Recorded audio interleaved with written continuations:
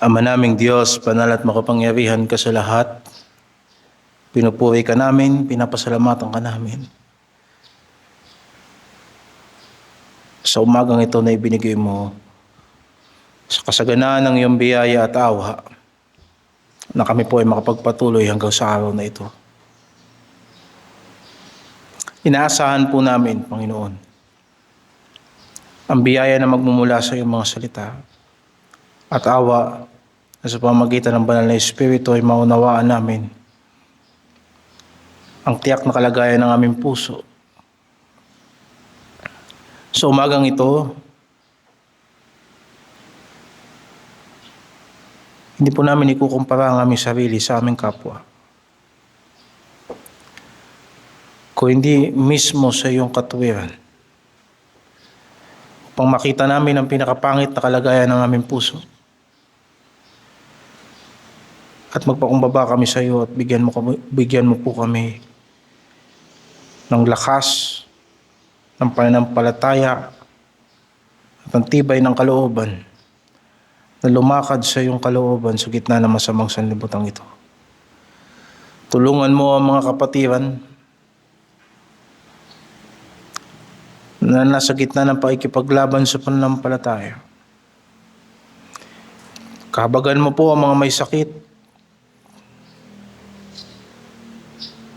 Palatagin mo ang mga nagdadalawa ng isip.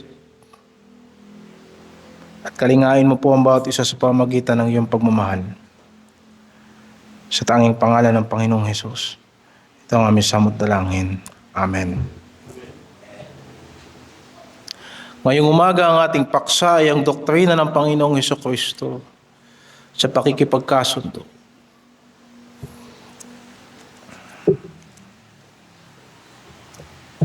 Kamakailan iniulat ng Philippine National Police na bumaba ng 11.99% ang tinatawag na focus crimes sa bansa mula June hanggang October ng 2025.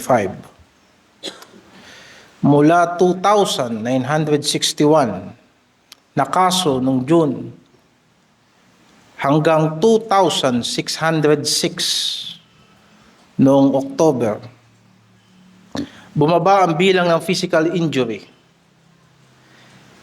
Ayon sa record ng PNP, mula 399 ay naging 315. Bumaba rin ang bilang ng homicide, mula 82 ay naging 72. Murder, 295, naging 268. Ang kaso ng rape, mula 618 ay naging 373. Ang kaso ng carnapping ng motor vehicle, mula sa 26 ay naging 18. Ang robbery, 324 naging 292. At ang carnapping ng motorsiklo, 189 naging 186. Gayunman, tumaas ang kaso ng theft ng 5.25% mula sa 1,028 nung June hanggang 1,082 nung October. At ang sabi nila, tumaas din ang case solution efficiency ng PNP mula 62% hanggang 69.42%. Sabi nila, ibig sabihin maraming kaso ang nalulutas at ang naging batayan ng kanilang paglutas ng kaso dahil na may naaaresto ng mga suspect. Alam natin sa batas na unless na ang tao ay proven guilty, hindi siya pwedeng hatulan, hindi siya convicted. So ang batayan nila basta may nahuli, case closed.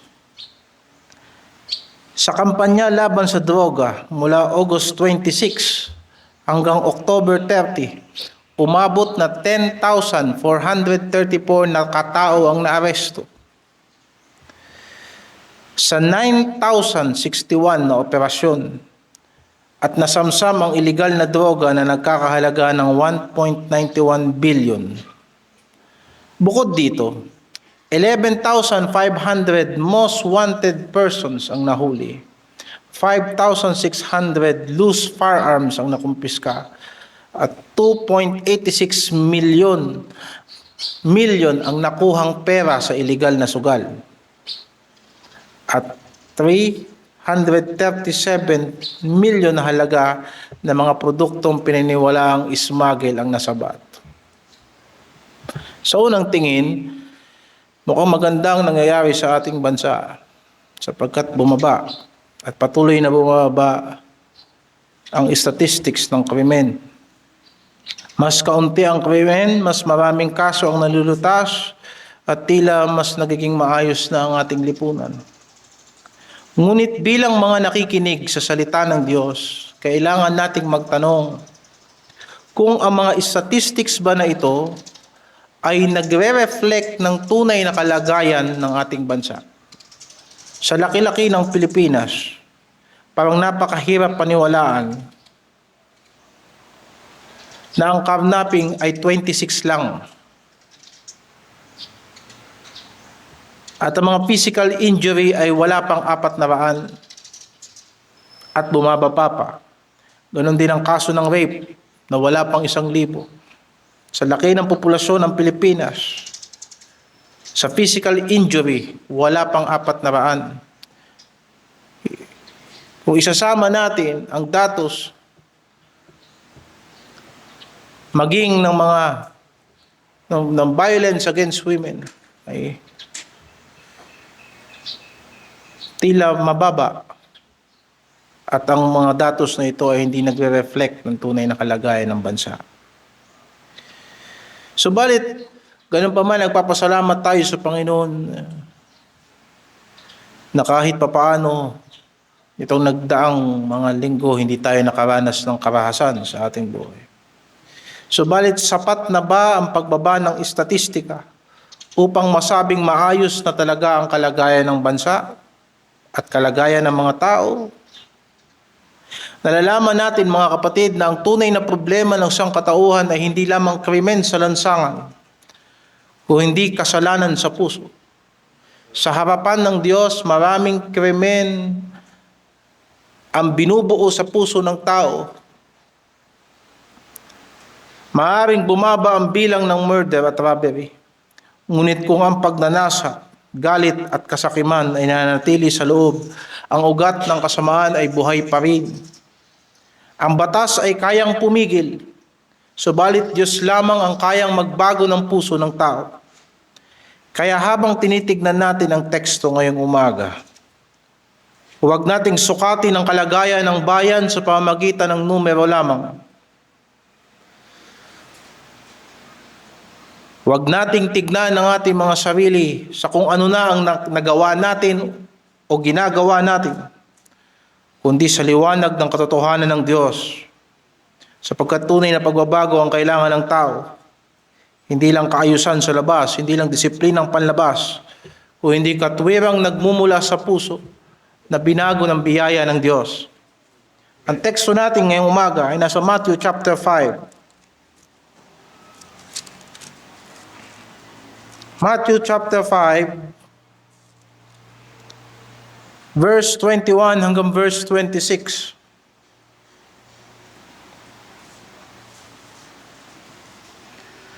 Narinig ninyo na sinabi sa mga tao sa una, huwag kang papatay, at ang sino mang pumatay ay mapapasapanganib sa kahatulan.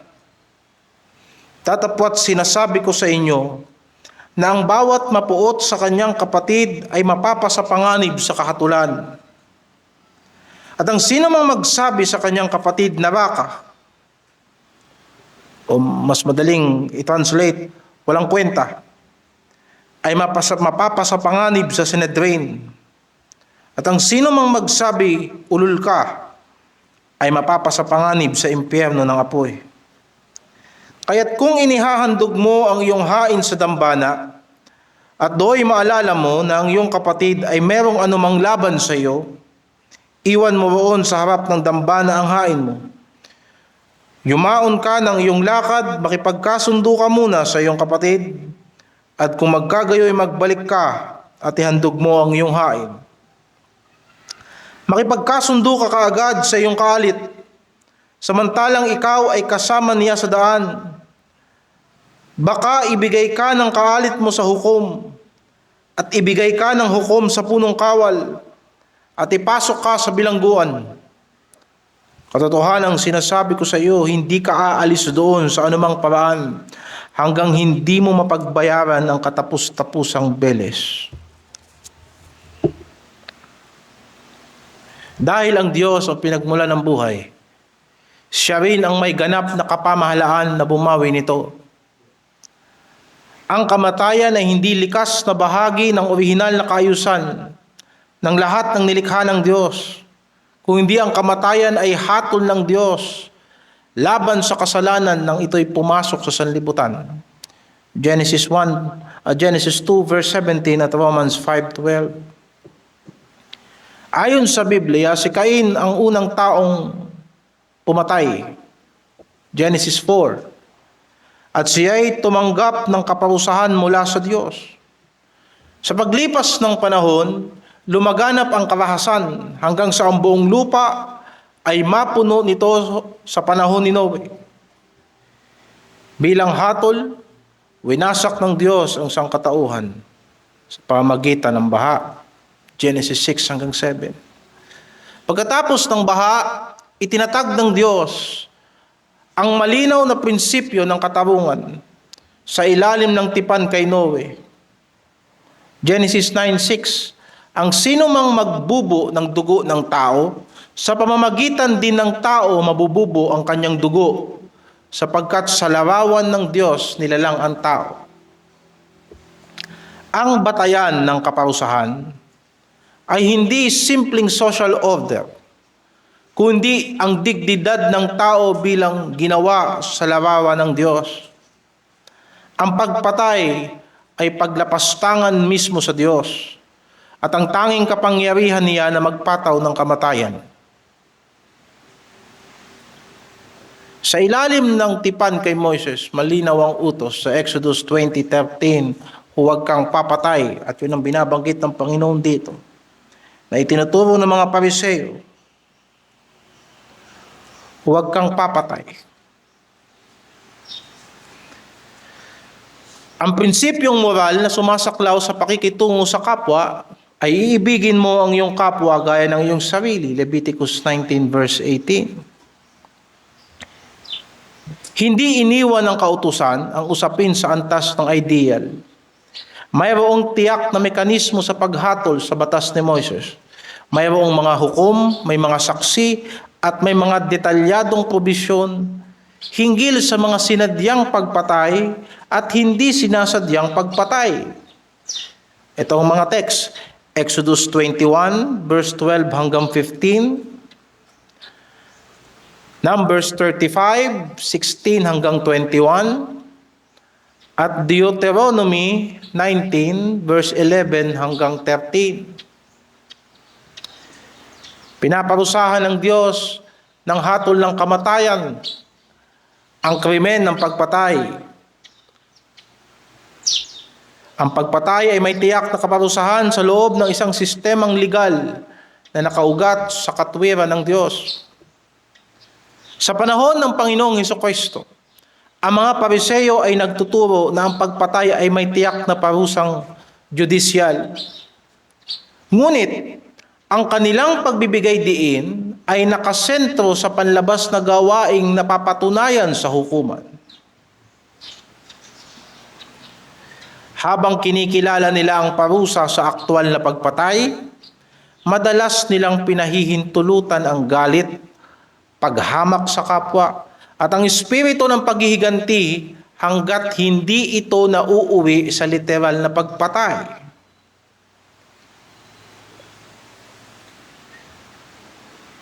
Sa doktrina ng Panginoong Hesukristo, hindi lamang ang aktwal na pagpatay ang saklaw ng ika-6 na utos, kundi pati ang ugat nito. ang galit at paghamak sa kapwa. Ayon sa Matthew chapter 5 verse 22, ang puot at mapanirang pananalita ay inilalagay sa ilalim ng hatol. Higit pa rito, binabanggit ng Panginoon ang apoy ng impyerno bilang sukdulang kaparusahan. Ipinapakita nito na ang hatol na binabanggit ng Panginoon ay hindi lamang dito sa lupa, kung hindi hatol na tumutukoy sa walang hanggang kapalaran ng tao. Ganito rin ang logic ng Galatians 5, verse 19 hanggang 21. Ang mga gawa ng laman, kasali na ang pagkakaalit at pagpatay, ay parehong hadlang sa tao upang siya ay magmana ng kaharian ng Diyos. Ang punto ay malinaw na ang Diyos ay humahatol hindi lamang sa panlabas na kilos, kundi sa disposisyon din ng puso ng tao. Ang isyu ng pagpatay ay hindi na dapat sa harap lamang ng hukom, kundi sa harapan din ng Diyos. Sa doktrina ng ating Panginoong Jesucristo, hindi mas mabigat ang pagpatay sa panghamak sa tao at sa pagsasalita ng mga bagay na hindi gusto ng Diyos sa tao. Yun ay parehas na pinarurusahan ayon sa interpretasyon ng ating Panginoong Hesus. Mula rito, makikita natin ang tatlong mahalagang diin sa turo ng Panginoon. Una, itinuro ng Panginoong Jesucristo ang kautusan ayon sa tunay na layunin ng Diyos. Pangalawa, itinuro ng Panginoong Jesucristo na ang maayos na relasyon sa kapatid ay mas mahalaga kaysa sa anumang panlabas na pagpapakita ng pagsamba. Pangatlo, itinuro ng Panginoon na ang maayos na relasyon sa kapwa ay proteksyon mo din laban sa mas mabibigat na parusa. Iisa-isahin natin ito, mga kapatid. Bilang ating exposition sa Matthew 5 verse 21 hanggang 26. Una, ang tunay na layunin ng Diyos ayon sa doktrina ng Panginoong Jesucristo. Basahin natin sa verse 22. Datapwat, sinasabi ko sa inyo na ang bawat mapuot sa kanyang kapatid ay mapapasapanganib sa kahatulan. At ang sino mang magsabi sa kanyang kapatid na baka ay mapapasapanganib ng sinadrin. At ang sino mang magsabi ulol ka ay mapapasapanganib sa impyerno ng apoy. Dito malinaw na hindi niya binago ang kautusan. Hindi sinabi ng Panginoon na pwede nang pumatay. Kung hindi ibinalik niya ang kautusan sa tamang perspektibo nito, ano ang saklaw ng kautusan ng Diyos? Ang pagbabawal sa pagpatay ay hindi lamang pagbabawal sa aktwal na pagbububo ng dugo, kundi pagbabawal din sa mapanirang galit, paghamak at panglalait na nagmumula sa puso. Ang Diyos ay hindi lamang humahatol sa krimeng napapatunayan sa hukuman, kung hindi sa disposisyon ng puso na pinagmumulan ng krimen. Paboritong depensa ng mga Kristiyano kapag sila ay inaakusahan. Nasaan ang ebidensya mo? Pero sa doktrina ng ating Panginoong Jesucristo, dapat tinitignan ng Kristiyano ang disposisyon ng kanyang puso. At hindi dapat winawalang bahala ng Kristiyano ang kanyang konsyensya, sapagkat sinabi ng Panginoon sa pamagitan ni Pablo kay Timoteo sa unang Timoteo, 1 Timothy chapter 1, verse 19. Ingatan mo ang pananampalataya at ang mabuting budhi, na nang ito'y itakwil ng iba sa kanila ay nangabagbag tungkol sa pananampalataya. Oo, Tinuturuan tayo ng pananampalataya ng ating Panginoong Jesucristo. Pero huwag nating ipagsinungaling sa harapan ng Diyos ang mga bagay na ginagawa talaga natin kahit hindi nakikita ng iba. Huwag nating ipagsinungaling sa banal na Espiritu ang alam natin na kalagayan ng ating mga puso. Pagkus ay kilalanin natin ito at ipasakop natin sa pananampalataya, sapagkat ang pananampalataya na hindi sinasamahan ng mabuting konsyensya ay pananampalatayang mawawasak. Kaya ganun ding prinsipyo ngayong umaga, ang sinabi ng Panginoon na huwag kang papatay ay hindi hiwalay dito. Ito ay nakaugat sa mas malawak na prinsipyo ng pag-ibig sa kapwa. Basahin natin sa Leviticus chapter 19 verse 17 hanggang 18. Leviticus 19 verse 17 hanggang 18, huwag ninyong kapupuutan ang inyong kapatid sa inyong puso. Tunay na inyong sasawayin ang inyong kapwa at huwag kayong magtaglay ng kasalanan dahil sa kanya. Huwag kayong manghihiganti o magtatanim laban sa mga anak ng inyong bayan, kundi iibigin ninyo ang inyong kapwa na gaya ng inyong sarili. Ako ang Panginoon. Ang pagbabawal sa pagpatay ay logical na bunga ng utos na umibig. Ang pag-ibig ang pumipigil sa puot at ang puot ang nagtutulak sa karahasan. Ang bayan ng Diyos ay salamin ng kanyang paghahari. Kaya nung nagbigay ang Panginoon ng utos, kanyang sinabi, ako ang Panginoon. Sa 1 John chapter 4 verse 16 ay sinasabi, ang Diyos ay pag-ibig. At ang nananahan sa pag-ibig ay nananahan sa Diyos. At ang Diyos ay nananahan sa Kanya. Ang Kanyang pinaghaharian ay dapat makita. Ang kanyang mga pinaghaharian ay dapat makitaan ng parehas na katangian.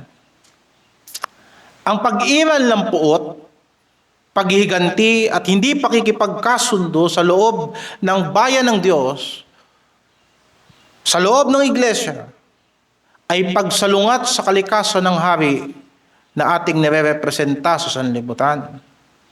Nais ng Panginoon na ang bawat sigalot ay inaayos bilang magkakapatid. At kung ang ating kapatid ay nagkamali, nagkasala, ang pagtutuwid sa kapatid ay bahagi ng pag-ibig sa kapatid. Yan ay isang bagay na hindi nakikita sa mga debate sa social media sa panahong ito. Makikita mo sa teksto sa Leviticus, tunay na inyong sasawayin ang inyong kapwa at huwag kayong magtaglay ng kasalanan dahil sa kanya. At sa kanya sinabing, ibigin ninyo ang inyong kapwa na gaya ng inyong sarili. Ako ang Panginoon.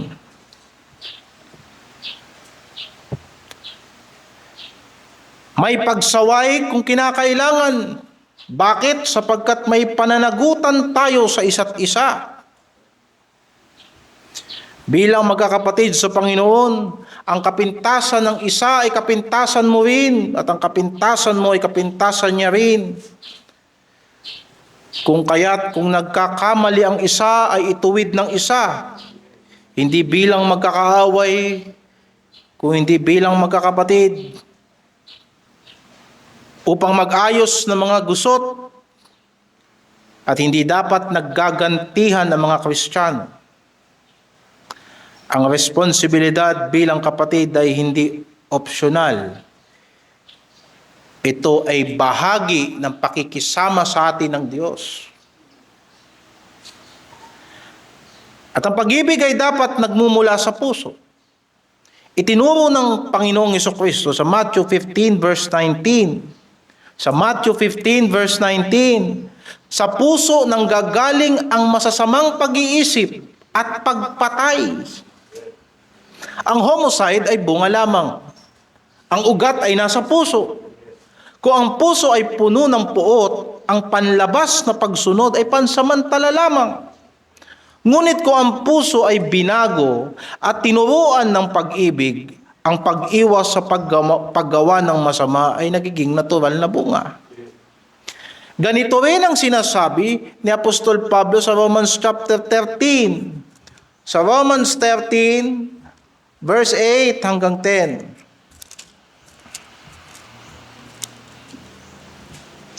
Huwag kayong magkautang ng anupaman sa kanino man, maliban na mga ibigan kayo, sapagkat ang umiibig sa kanyang kapwa ay nakaganap na ng kautusan.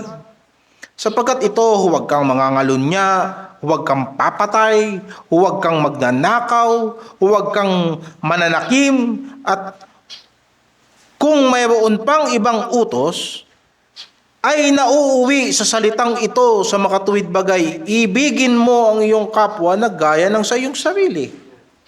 Ang pag-ibig ay hindi gumagawa ng masama sa kanyang kapwa, at ang pag-ibig nga ay siyang katuparan ng kautusan. Yan lang ang utang sa kapatid na dapat mong singilin sa pangalan ni Kristo, pag-ibig. Wala tayong pananagutan sa isa't isa maliban na magmahalan. Yan lang ang utang natin sa isa't isa. Yan lang ang utang natin sa ating mga kapatid. Ang pag-ibig. Sapagkat yan lang din ang kailangan natin sa Diyos araw-araw. Kung hindi tayo mamahalin ng Diyos sa isang araw, mahihiwalay tayo sa Diyos. Kaya't sinabi ng banal na kasulatan, ng katiyakan ng kaligtasan, ay hindi tayo mahihiwalay sa pag-ibig ng Diyos sa pamagitan ni Jesucristo na ating Panginoon. Ang tunay na layunin ng Diyos sa utos na huwag kang papatay ay higit pa sa pagpigil ng krimen. Ito ay panawagan sa pagbabagong loob na bawat bahagi ng kanyang kaharian ay dapat mag-develop ng pusong natural na magmamahal at nagpapahalaga at namumuhay bilang refleksyon ng paghahari ng Diyos. Sa makatuwid, ang panlabas na pag-iwas sa pagpatay ay minimum na requirement lamang. Ang layunin ng Diyos ay isang kaharian na walang puot. Kung may pagkukulang ang isa't isa, ay ayusin sa isang maayos na pag-uusap. Walang paghihiganti at nakaugat sa pag-ibig na gumagawa. Marka ng mga tagasunod ng Panginoong Jesucristo ang pagiging maibigin sa isa't isa.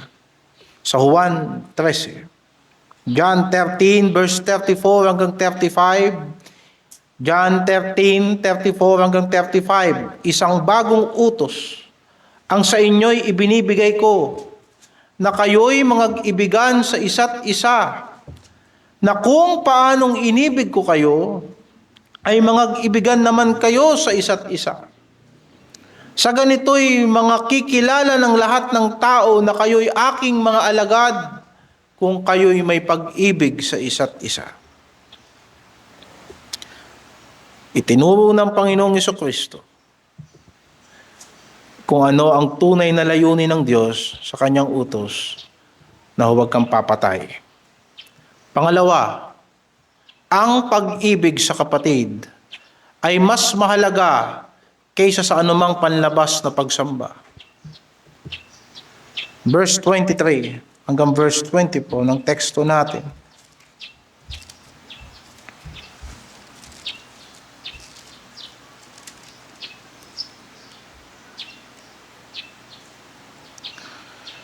Kung inihahandog mo ang iyong hain sa dambana, at dooy maalala mo na ang iyong kapatid ay mayroong anumang laban sa iyo, iwan mo roon sa harap ng dambana ang hain mo, at yumaon ka ng iyong lakad, makipagkasundo ka muna sa iyong kapatid, at kung magkagayon ay magbalik ka.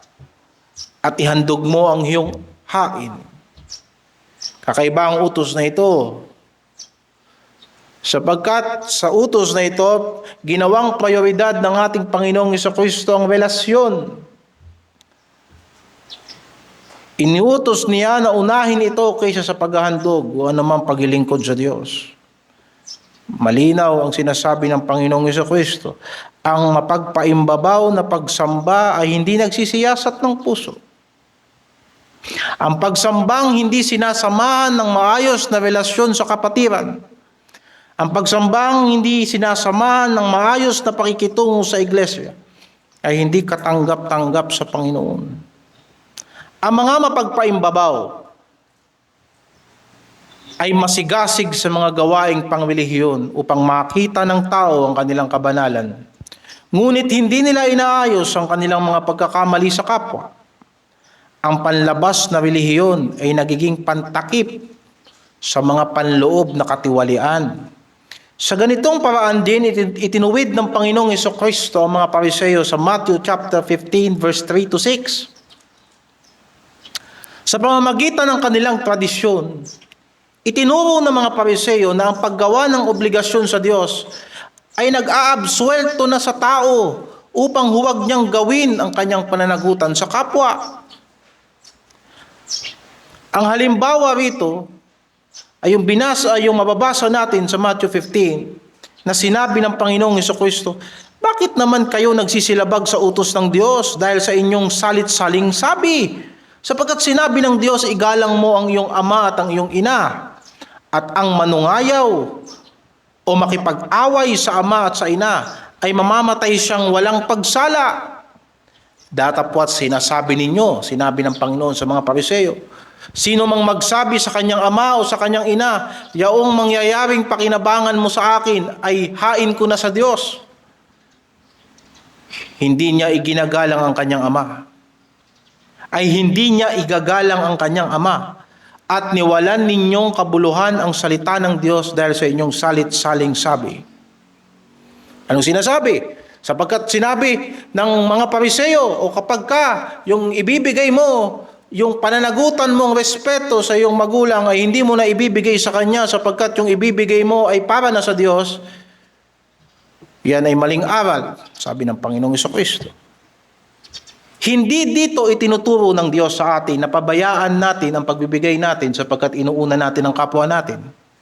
Yan din ay isang maling perspektibo.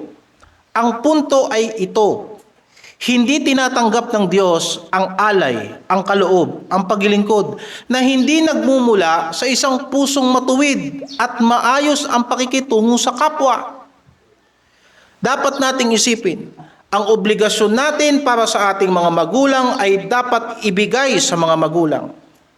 Ang obligasyon para sa kapwa ay ibigay dapat para sa kapwa. Ang obligasyon sa asawa ay ibigay dapat sa asawa. Ang obligasyon sa mga anak ay ibigay sa mga anak. At ang para sa Diyos ay dapat ibigay sa Diyos. Hindi dapat ito pinaghahalo-halo upang takasan ang pananagutan. Ganon din naman, hindi mo pwedeng sabihin na pinabayaan mo ang kapwa mo dahil nag-offering ka. At hindi mo rin dapat sabihin na hindi ka nag-offering dahil inuna mo ang kapwa mo. Dapat lamang na mag-budget tayo ng mabuti. Sapagkat ganon din ang sinabi ng Panginoon sa Matthew 23:23. Nang sinaway ng Panginoon ang mga Pariseo, sapagkat sila nagbibigay ng ikapu, subalit pinapabayaan nila ang katarungan, ang kahabagan at pananampalataya. Sinabi niya, ang mga bagay na ito ay dapat ninyong gawin at huwag ninyong pabayaan ang ibang mga bagay. Sa mga tuwid, hindi niya inaalis ang pagsamba, hindi niya inaalis ang pagbibigay, hindi niya inaalis ang ikapu, hindi niya inaalis ang paghahandog. Subalit sabi niya, dapat ang pagsamba ay nakaugat sa katarungan at awa. Dapat ang paghahandog ay nakaugat sa pag-ibig sa kapwa. At ang pag-ibig sa kapwa ang mas mabibigat na bahagi ng kautusan. Dapat sa kanyang mamamayan, magmumula ang initiative ng pakikipagkasundo. Kaya't sinabi ng Panginoon na kung maalala ng sino man na mayroon siyang nagawa o mayroon siyang nasabing dahilan upang maging masama ang loob sa kanya ng kanyang kapatid, ay makipagkasundo siya muna dito bago niya gawin ang mga sinasabi niyang obligasyon niya sa Diyos. At kapag naayos niya ang kanyang obligasyon, tsaka siya pumunta at ituloy ang kanyang paglilingkod sa Diyos.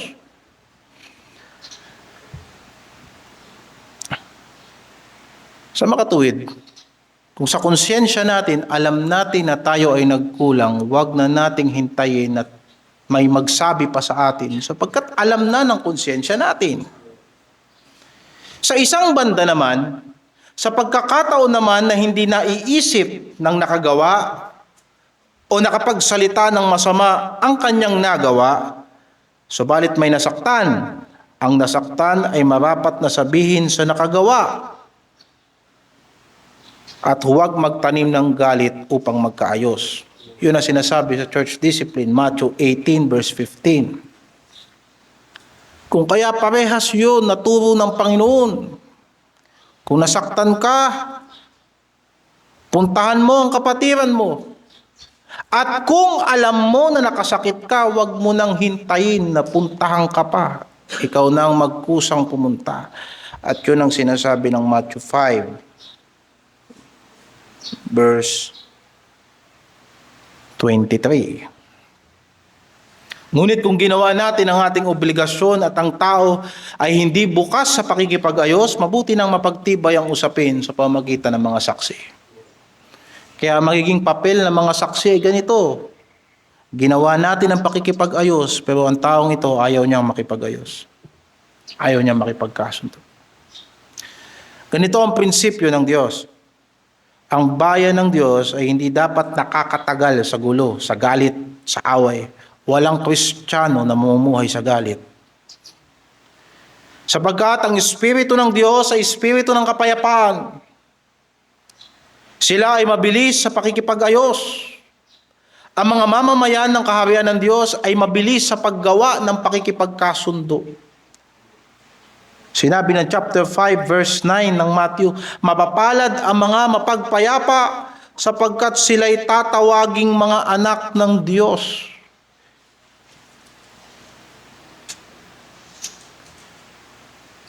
Hindi maganda sa Kristiyano na pasok ng pasok sa kung ano-anong gulo na walang kwenta.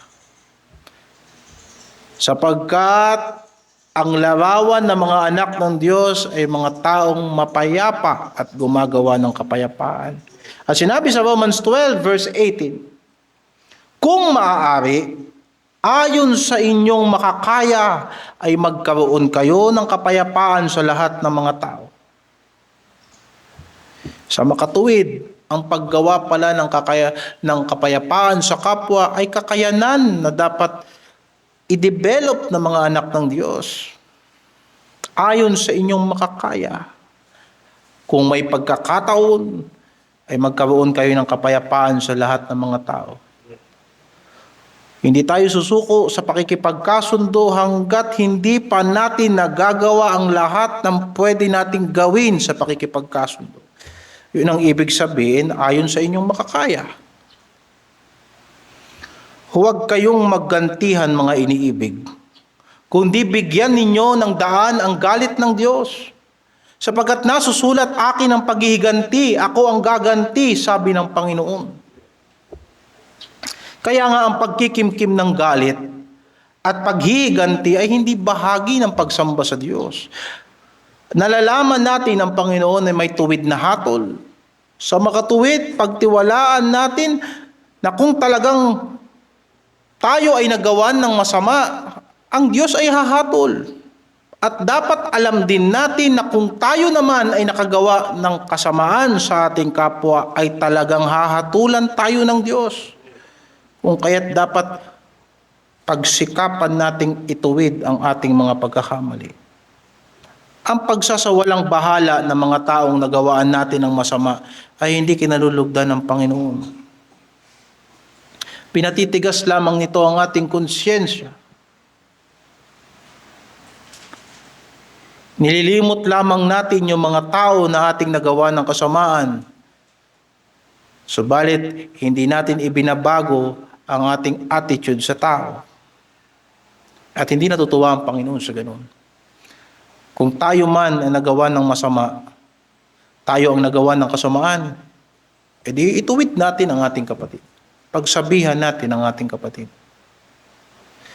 Ayon sa 1 Samuel 15:22, ang pagsunod ay mas mainam kaysa sa handog.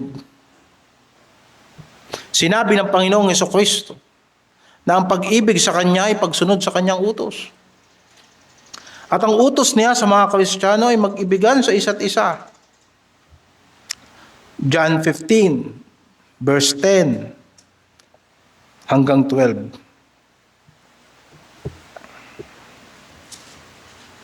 Ito ang aking utos, na kayo'y mag-ibigan sa isa't isa, na gaya ng pag-ibig ko sa inyo.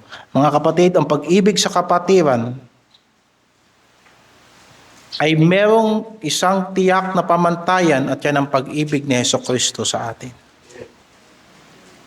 Hindi tayo nagmamahal kagaya ng pamantayan ng sanlibutan. Ang pamantayan natin sa pag-ibig ay pag-ibig ni Kristo. Huwag natin kakalimutan na ang tunay na hain sa Panginoon ay nagmumula sa isang pusong mapagpakumbaba. Psalms 51 verse 17. Ang mga hain sa Diyos ay bagbag na puso, bagbag na loob, isang bagbag at may pagsisising puso, O Diyos, ay hindi mo wawaling kabuluhan. Ang pag-ibig sa kapatid ay hindi optional na dagdag sa pagsamba. Ito ay kondisyon ng tunay na pagsamba. Maalala nyo sa Hebrews 10:25, kung sinabi ng Panginoon, bakit hindi mo dapat kaligtaan ang pagtitipon? Sapagkat sabi sa verse 24, huwag nating pabayaan na hindi natin hihimukin ang ating mga kapatid sa pag-ibig at sa mabubuting gawa. Maaaring hindi tayo mauubusan ng mga mang-uusig. Maraming mga away sa atin. Ngunit tandaan natin na hindi dapat tayo nagsisimula ng gulo. At hindi dapat sa atin nagsisimula ang ayaw makipagkasundo.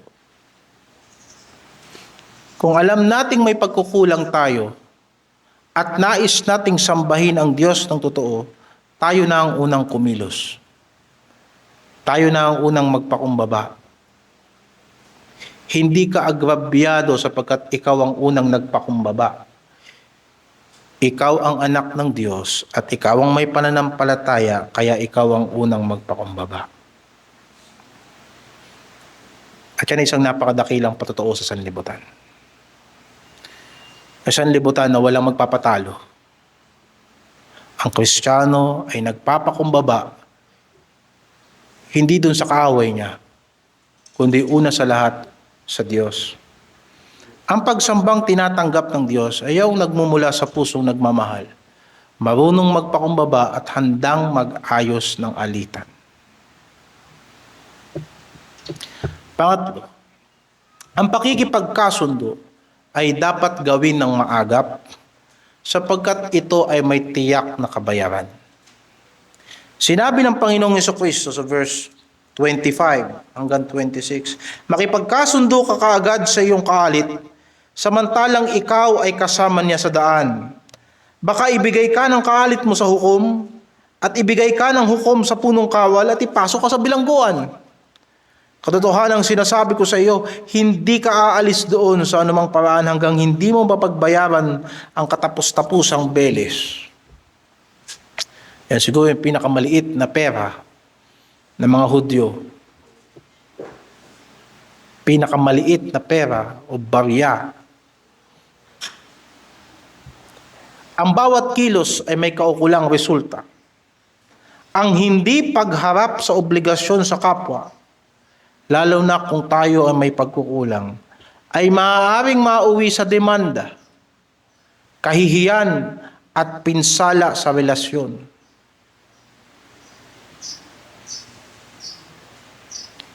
Kailangan sanayin natin ang konsyensya natin na marunong tayong matakot sa Diyos at marunong tayong matakot sa kautusan.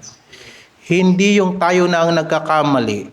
Ang gagawin natin, hahanapin natin kung kanino tayo malakas.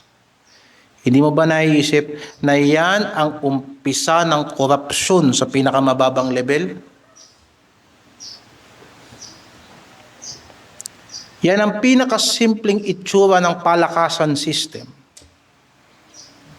Padrino system. Nakikipaglaban tayo para sa tama, pero tayo gumagamit tayo ng koneksyon para mapapadali ang ating mga buhay. Pero sasabihin natin, gusto natin ng patas. Ayaw natin tayo'y nalalamangan, pero kung magagawa natin, manlalamang tayo sa kapwa. Yan ay isang hindi magandang bagay na makasanayan ng mga Kristiyano. Kung binibigyan ka ng Diyos ng lakas, pumila ka. Kung binibigyan ka ng Diyos ng lakas, maghintay ka.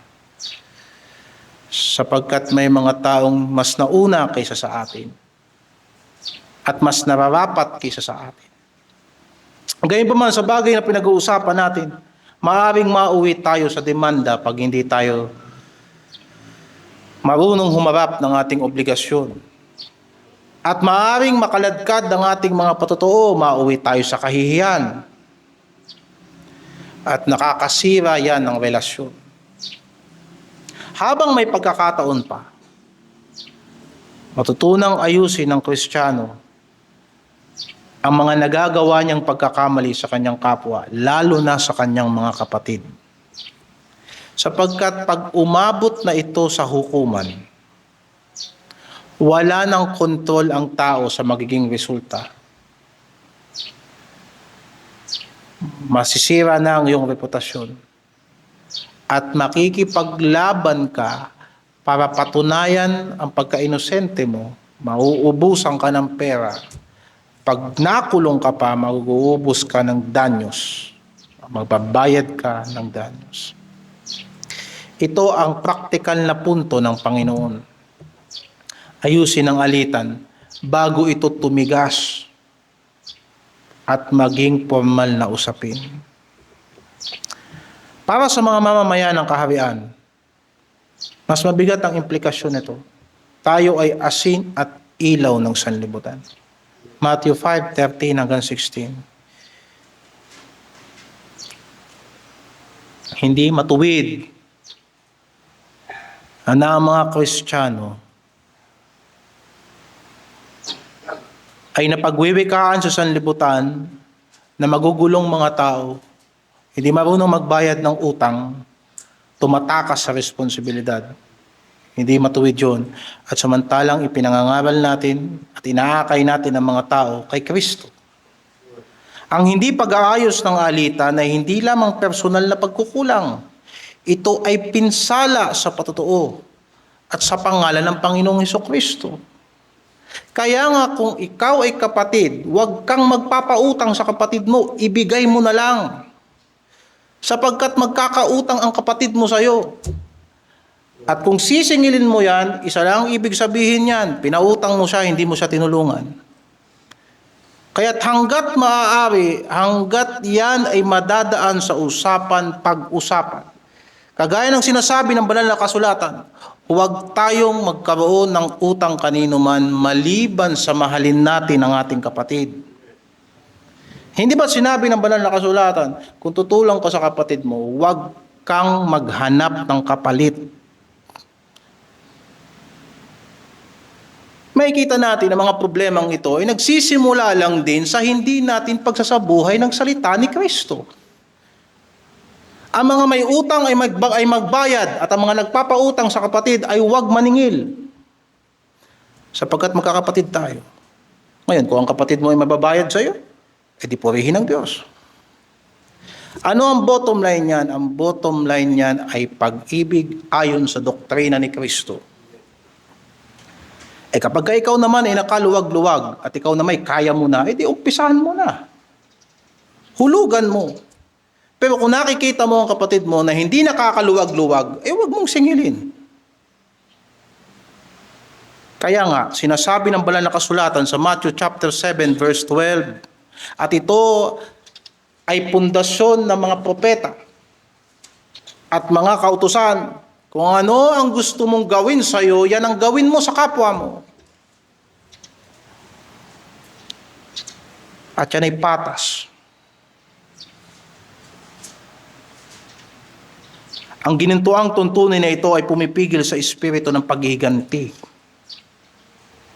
Kaya kung ginawan ka ng kasamaan, wag ka nang maghiganti. Sapagkat yung ginantihan mo, gagantihan ka rin nun pabalik at wala nang katapusan ang inyong gantihan. Kapag ang kapatiran mo ay nagyabang sa'yo, wag mo ring yabangan. Sapagkat lahat ng usapan nyo ay magyayabangan na lang kayo. Kung ayaw mong niyayabangan ka, huwag kang magyabang. Kung gusto mong ginagawan ka ng kabutihan, gumawa ka ng kabutihan.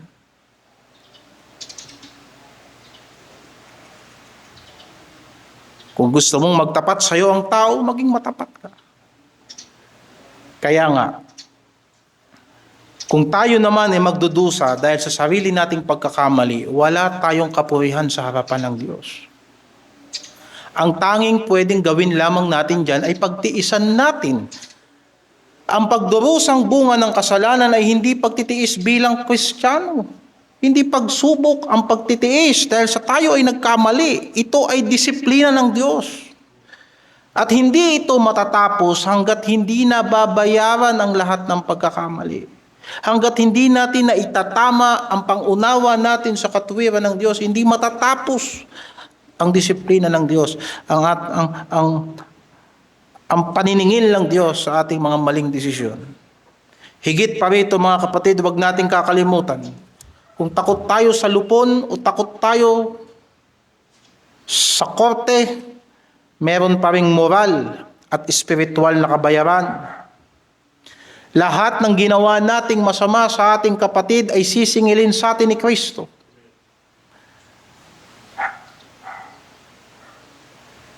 Sinabi ng Panginoon, higit pa sa pansamantalang hukuman ng tao, may tiyak na hukuman ng Diyos. Ang babala sa Matthew 5 ay hindi lamang legal na ilustrasyon. Ito ay paalala ng mas mataas na paghahatol. Ang patuloy na puot at pagtanggi sa pakikipagkasundo ay hindi maliit na bagay. Ito ay indikasyon ng pusong hindi pa binago ng Panginoon. Basahin natin sa 1 John. 1 John chapter 3 verse 14. 1 John 3:14 hanggang 15. Nalalaman natin tayo'y nalipat na sa buhay mula sa kamatayan sapagkat tayo'y nagsisiibig sa mga kapatid. Ang hindi umiibig ay nananahan sa kamatayan. Ang sino mang napupuot sa kanyang kapatid ay mamamatay tao. At nalalaman ninyong sino mang mamamatay tao ay hindi pinananahanan ng buhay na walang hanggan. Kaya't napaka-importante ng pagkakaroon ng kapatid sa Panginoon. Sapagkat ang pag-ibig sa kapatid ay matibay na patotoo ng ating pagkaligtas. Nalalaman nating tayo'y nalipat na sa buhay mula sa kamatayan sapagkat umiibig na tayo sa ating mga kapatid. Diyan talaga nabubuo ang iglesia. Maraming nagpapahayag ng pananampalataya kay Kristo, maraming nababautismuhan. Subalit, hindi sila nagkaroon ng pag-ibig sa kanilang mga kapatid sa iglesia. Yun talaga ang dahilan kung bakit tayo nakikisama sa iglesia. Yun ang dahilan kung bakit tinutulungan natin ang kapatid natin. Bakit nananatili tayo sa gitna ng maraming pagsubok na pinagdadaanan natin lahat. Hindi dahil sa pangakong binitawan natin sa pulpitong ito. Hindi dahil sa membership form na pinamahan natin, kung hindi dahil sa pag-ibig ng Diyos na inilagay sa ating puso. At yan ay indikasyon na tunay na tayo ay mananampalataya. Chapter 4, verse 20. Kung sinasabi ng sino man, ako'y umiibig sa Diyos at napupuot sa kanyang kapatid, ay sinungaling. Sapagkat ang hindi umiibig sa kanyang kapatid na kanyang nakikita, ay paano makakaibig siya sa Diyos na hindi niya nakikita? Kaya nga, malinaw ang logic na sinasabi dito. Ang kakulangan sa pag-ibig ay hindi simpleng problema sa pakikipagkapwa-tao. Masasabi rin natin, mga kapatid, na marami ring mga tao sa sanlibutan ang marunong makipagkapwa-tao, yun nga lang hindi sila lalakad sa katotohanan ni Kristo. Ang kakulangan sa pag-ibig sa loob ng mga iglesia ay ebidensya ng espiritual na kamatayan. Dito natin mas higit na mauunawaan kung bakit ang punteriya ng ating Panginoong Jesucristo sa usaping ito ay panloob at hindi panlabas lang. Sa John chapter 3, 1 John chapter 3 verse 12, anong sinasabi? Hindi gaya ni Cain na siya'y masama at pinatay niya ang kanyang kapatid. Bakit niya pinatay? Sapagkat ang kanyang mga gawa ay masasama at ang mga gawa ng kanyang kapatid ay matutuwid.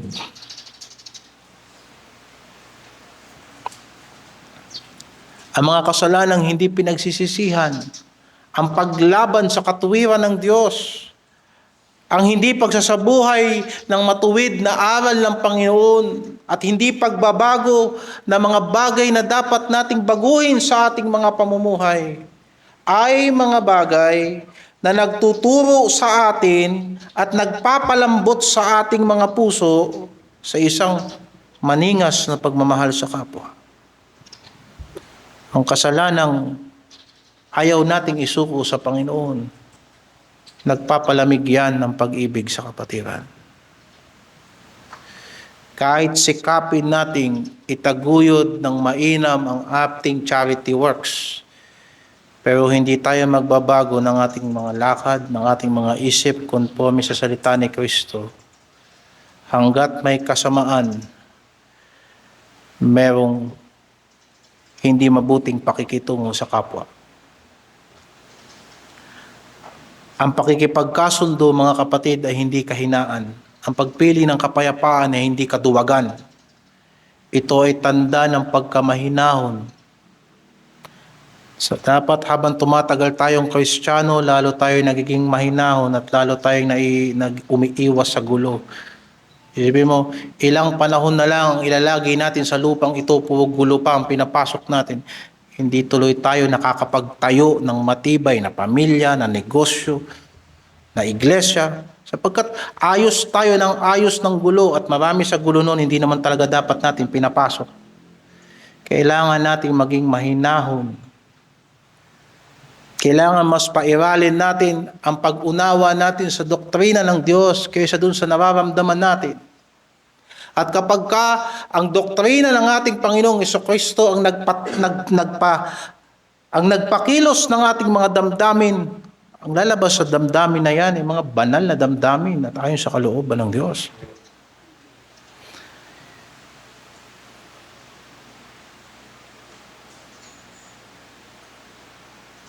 Ang pakikipagkasundo at ang pag-ibig ay pagtitiwala sa soberanya ng Diyos. Sa huli, ang Diyos ay gaganti. Kung gagantihan ng Diyos yung mga taong gumawa sa iyo ng masama, gagantihan ka rin ng Diyos sa mga tao na ginawan mo ng masama. Ang mamamayan ng kaharian ay hindi na dapat hintayin na siya pa ang lapitan.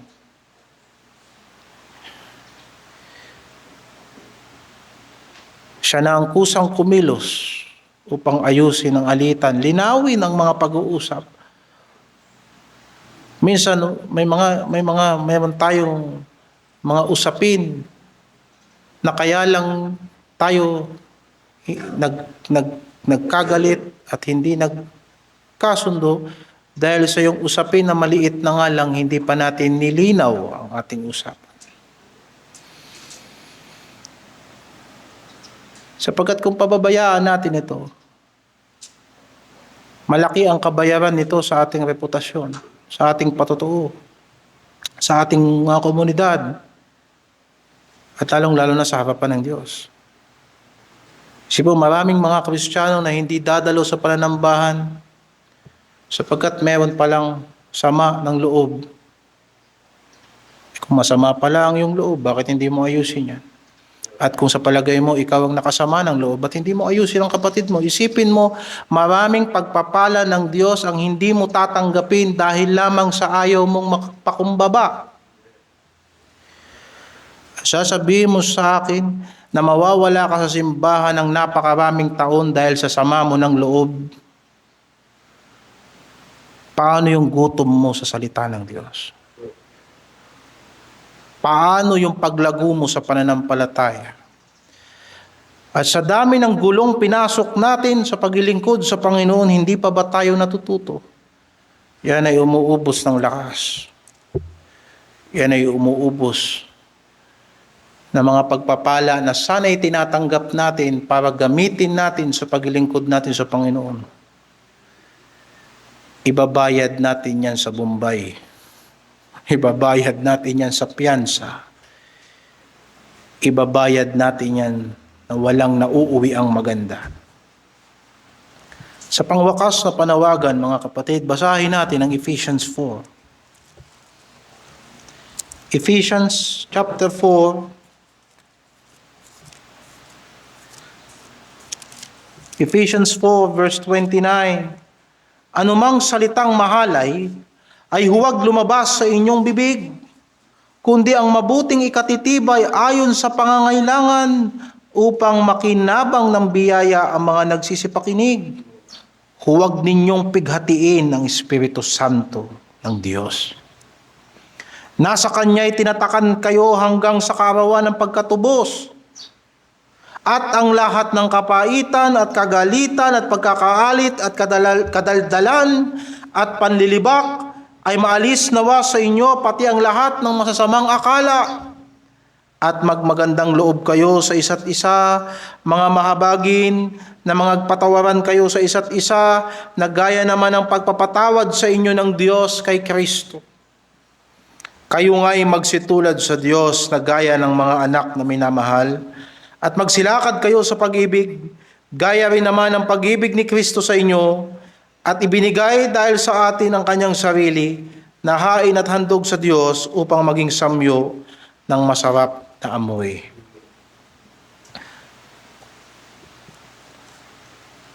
Tinatakan tayo ng banal na Espiritu. Pero makita natin na pipighati ang banal na Espiritu kung nakikita sa ating mga puso ang mga bagay na hindi gusto ng Diyos na makita sa atin.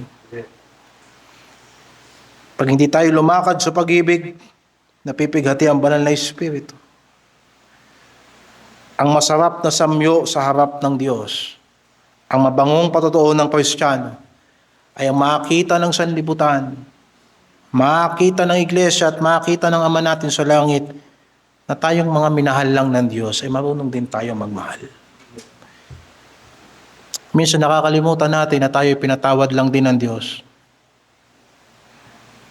Minsan, dahil sa alam nating pinatawad tayo ng Diyos at patatawarin tayo ng Diyos, gawa tayo ng gawa ng mga bagay na nakakasira ng mabuting pakikitungo. Naninisod tayo sa iglesia, samantalang alam natin na papatawarin tayo ng Diyos. Ganun na ang ating magiging pag-iisip. Hindi dapat, mga kapatid. Matuto tayong magsabi ng salitang pasensya at patawad. At kapag binitawan natin ang mga salita na yan, siguraduhin natin sa ating puso, babaguhin natin ang ating mga lakad. Huwag nawang lumabas sa ating bibig ang anumang bulok na pananalita, kundi yaong magpapatibay. Iwaksin na natin ang mga kapaitan, yung puot, yung mga galit at pag-aalitan, kahit pa dun sa mga taong hindi natin kasama sa iglesyang ito. Sapagkat ang layunin natin, dalhin natin sila sa Panginoon. Paano mo dadalhin sa Panginoon yung mga taong kinaiinisan mo? Baka sabihin mo pa, hindi kita dadalhin sa simbahan, baka mapunta ka pa sa langit, hanggang doon magkikita tayo. Huwag, mga kapatid. Maging mabait at mahabagin, maging mapagpatawad, gaya ng pagpapatawad sa atin ng Diyos kay Kristo. Tayo mamuhay sa pag-ibig gaya ng pag-ibig ni Kristo. Wala nang puwang para sa kompromiso. Susundin ba natin to? Kung may galit kang kinikimkim, hindi ito maliit na bagay, ito ay pagsuway. Hindi sapat na masigasig sa gawain kung may alitan sa mga kapatid. Magpapayabangan lang tayo dito. Kung mayroon tayong hindi maayos na relasyon sa isa't isa at pagkatapos pagtutulungan natin ang gawain. Ang pamantayan ng kaharian na hindi panlabas na relihiyon o hindi pagbabago ng puso ayon sa Ebanghelyo. Kaya ngayon ang panawagan, kung ikaw ay may pagkukulang, lumapit ka. Huwag kang maghintay. Kung ikaw ang nasaktan, magsabi ka ng may pag-ibig. Sabihin mo ang nararamdaman mo. Sabihin mo kung saan ka nasaktan. Huwag mong sabihin, matibay kang Kristiyano kaya hindi ka umaamin ng offenses na nararamdaman mo. Kahit ang Panginoong Jesucristo nasaktan din. Kahit ang mga dakilang apostol ay nasaktan din. Hindi ang tibay sa pananampalataya ang tawag diyan kayabangan. Kung may sigalot, ayusin. Paulit-ulit ko sinasabi kanina. At yun naman talaga ang espiritu ng teksto natin ngayong umaga. Tayo ay tinawag hindi lamang upang umiwas sa pagpatay, kundi upang pumatay ng galit sa ating puso. Tayo ay tinawag hindi lamang upang sumamba, kundi mamuhay sa pag-ibig, maging katulad tayo ng Diyos bilang mga anak ng Diyos. Kung tayo ay kabilang sa kaharian, makikita ito sa paraan ng ating pakikitungo sa isa't isa. Pasalamatan natin sa Panginoon ang ating maliit na bilang sapagkat sa panahong ito hindi mahirap magpakita ng malasakit. At nawa lahat tayo rito, kapag tayo ay naging magulang na sa pananampalataya, yung mga matututo sa atin ay matututo rin ng pagmamalasakit. Napakagandang tignan ng isang simbahan na maraming dumadalo. Pero kung pakikinggan mo ang kanilang pakikitungo na hindi maayos sa isa't isa, nagpaplastikan sila sa simbahan, ay mabuti nang pumasok sa makipot na daan. Nakakaunti ang pumapasok doon, pero ang mga tao doon ay handang umami ng pagkakamali at marunong magpatawad. At marunong magtuwid ng nagkakamali.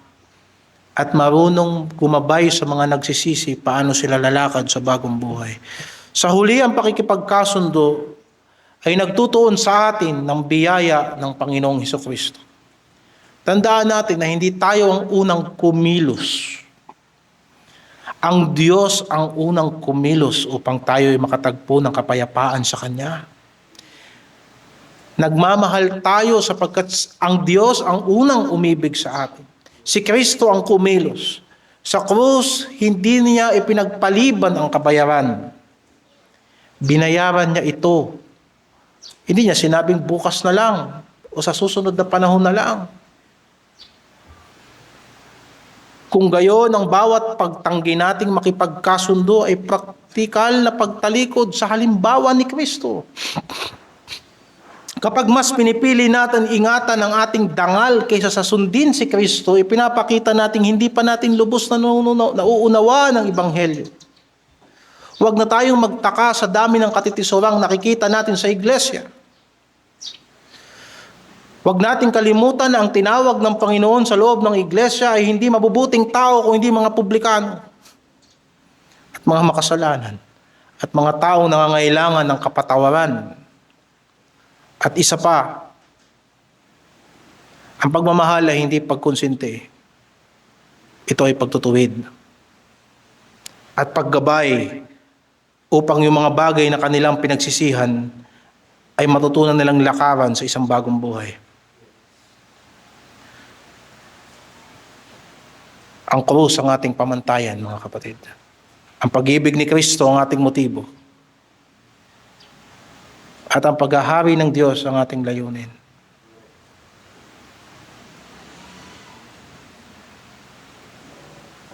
Pagpalain tayo ng Panginoon. Nalangin tayo. O Diyos, banal at makapangyarihan sa lahat.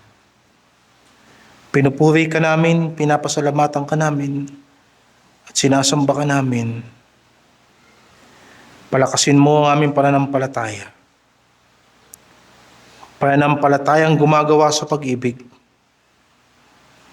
Pananampalatayang kapagpakumbaba. Subalit matapang na ipagtanggol ang katotohanan. At kung ang tao ay hindi makikinig sa katotohanan, hindi namin ito ipipilit kanino man. Subalit aming ipamumuhay. Ikaw na rin ang nagsabi na huwag ibigay ang perlas sa baboy.